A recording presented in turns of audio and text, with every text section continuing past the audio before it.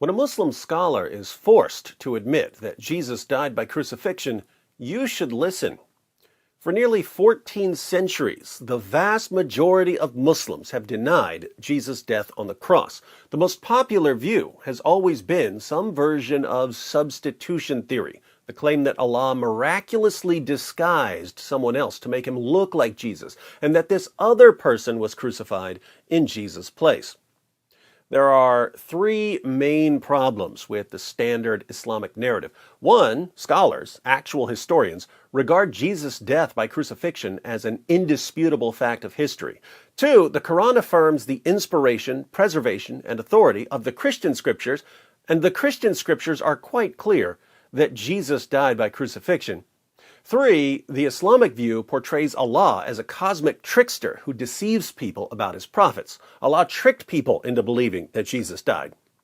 Fortunately, there have always been a minority of Muslims who aren't scared to point out the holes in the standard Islamic narrative. Take Sheikh Imran Hoseini. In a lecture about the Quran and the Messiah, Sheikh Imran eventually discusses the crucifixion of Jesus. He begins by saying that Jesus only appeared to die, which sounds like the standard Islamic narrative. When they saw him die on the cross, they were convinced he could not have been the Messiah. What they did not know was that Allah made it appear to them that he was crucified. But then he clarifies what it really means to be crucified and what it really means to die. First, crucifixion. What's the definition of crucifixion? It is that you should die by hanging on the cross. So crucifixion isn't simply nailing someone to a cross, it's the person dying by nailing him to a cross. But what does it mean to die? What is the definition of death? Answer. The definition of death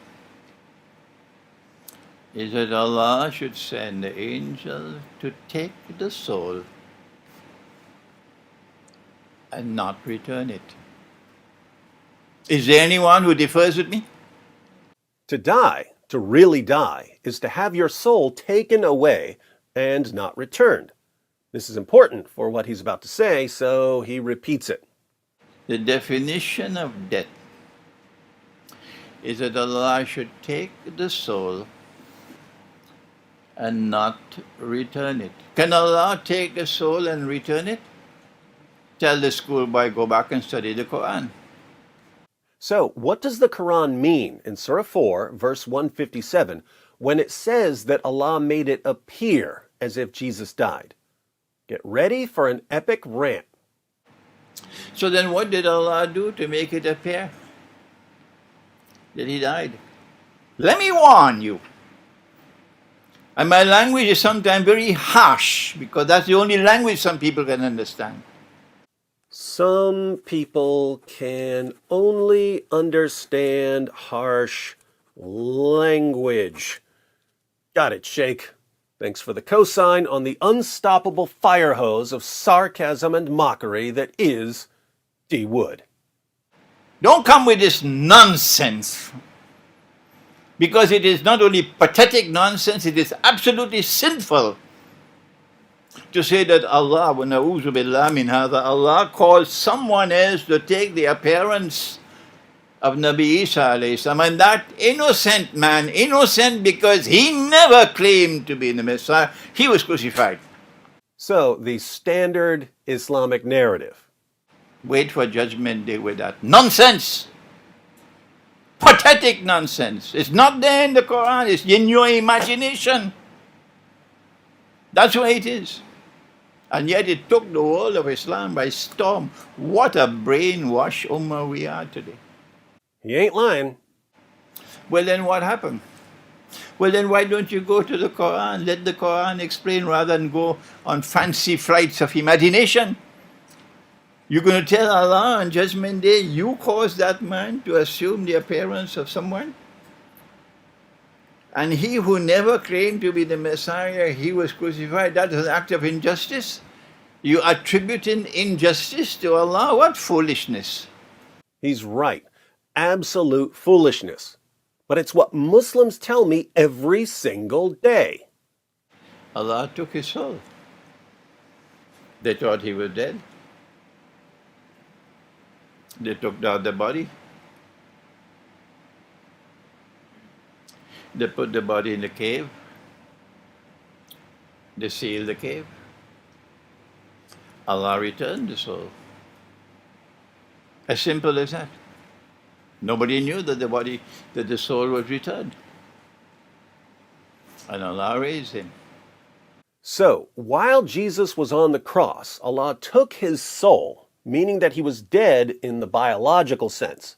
His body was taken down from the cross and put in the tomb.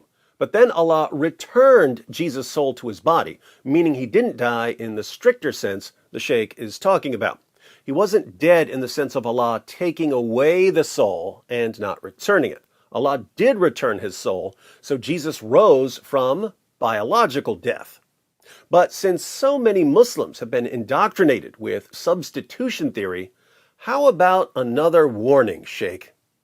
But let me warn you one more time. If you stick with this theory of substitution, you are going to be in a pathetic state on Judgment Day. Let me warn you one more time. This is a simple explanation from the Quran. And so, he did not die. Jesus didn't die in the sense that Sheikh Imran is talking about. He died in the normal sense of the word died. He was crucified in the normal sense of the word crucified. But given more specific meanings of these terms, Jesus wasn't killed and wasn't crucified. Now, it may sound as if Sheikh Imran is just playing word games here, but think about the point he's making, because he may be right about what the Quran is claiming. The Quran says nothing about Allah disguising someone else and making him look like Jesus. The Quran simply says they didn't kill him and didn't crucify him. In context, people are bragging, "We killed the Messiah, we crucified the Messiah, we got him, he's finished." And Allah's response is, "No, you didn't, and no, he isn't." Could Allah just be saying, "Look, you think that by beating Jesus and crucifying him and stabbing him through the heart with a spear and burying him, that you've killed him, but you're wrong, because I can just raise him from the dead"? Couldn't Allah simply be telling people that the enemies of Jesus didn't accomplish what they were trying to accomplish? I think this view, Sheikh Imran's view, is massively superior to the standard Islamic narrative, which rejects all of history, rejects multiple sources that Muhammad and Allah confirmed, and portrays Allah as a cosmic trickster who deceives people for no reason. But this leads to an important question, a question for Muslims.